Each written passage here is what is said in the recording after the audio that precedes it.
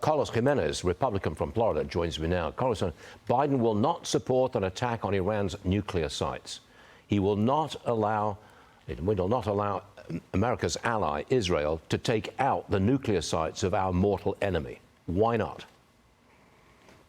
Because he's weak. He's demonstrated his weakness throughout his 3.5 years as president, and that's why we have the world is aflame today, because of the weakness of the Biden-Harris administration. And so that's just another example of his weakness. Look, Israel has seen that Iran is weak. They've noticed a weakness in Iran right now. They've hit him hard, killing the leader of Hezbollah. They've hemmed in Hamas. They're attacking the Houthis.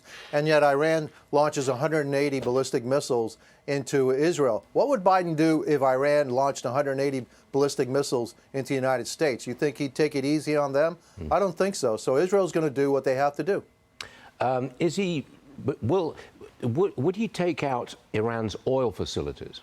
I mean, I suspect not, because that would raise the price of oil and gas right before the election. So the president is really hamstring, isn't he? I mean, what's he going to do? Well, look, this is Netanyahu who's going to do something. This president's not going to do anything. And so at this point, it's going to be Israel that's doing the fighting for the United States. And thank God for Israel. You know, they're taking care of their people. They're protecting their people in the best way they can.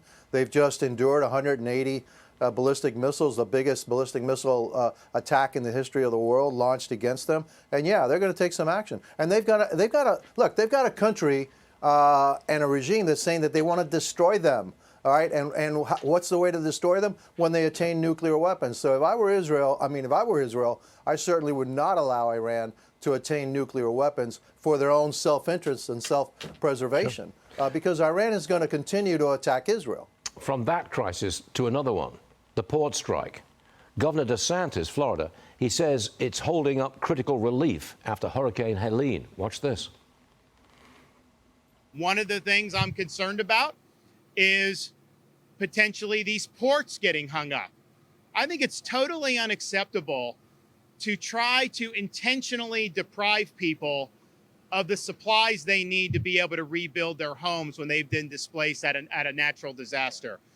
We should be doing all we can. The federal government should be doing all they can to make sure all the supplies continue to come in here unabated. Congressman, should Biden step in? Absolutely. Look, the last time that the Taft-Hartley Act was enacted was in 2002 over a longshoreman strike. Yep. And before that, it was 1971. Nixon did it over a longshoreman strike. So, yeah, it's a matter of national security. But I doubt that President Biden's going to step in because, you know, for him, this is politics. It's an election. The unions are a big part of his coalition, or so he thinks. And so I don't think he's going to do anything. But, you know, the national security of the United States, those people in those states that need those supplies to recover, that should be the priority, not politics. But Biden's going to put politics ahead. But that's going to be a huge problem for Harris. As you get closer to the election, maybe shortages pop up of fruits and vegetables and what have you. The economy is really threatened, and she's supporting a union which is holding the country to ransom. That's a political poison, I would have thought. Well, yeah, but, you know, that's how much they're beholden to those folks and the leadership in the unions. Not the rank and file of the unions, the leadership of the unions. And so, yeah, they should invoke Taft-Hartley. All it says is, hey, you can't strike. You've got 80 days. Let's see if we can resolve this at the negotiating table. That's where this should be resolved at the negotiating table. It shouldn't be a strike. A strike is against and counter to America's national interests. You got it. Congressman Carlos Gimenez, thanks for joining us, sir. Always appreciated. Thanks very much. My pleasure.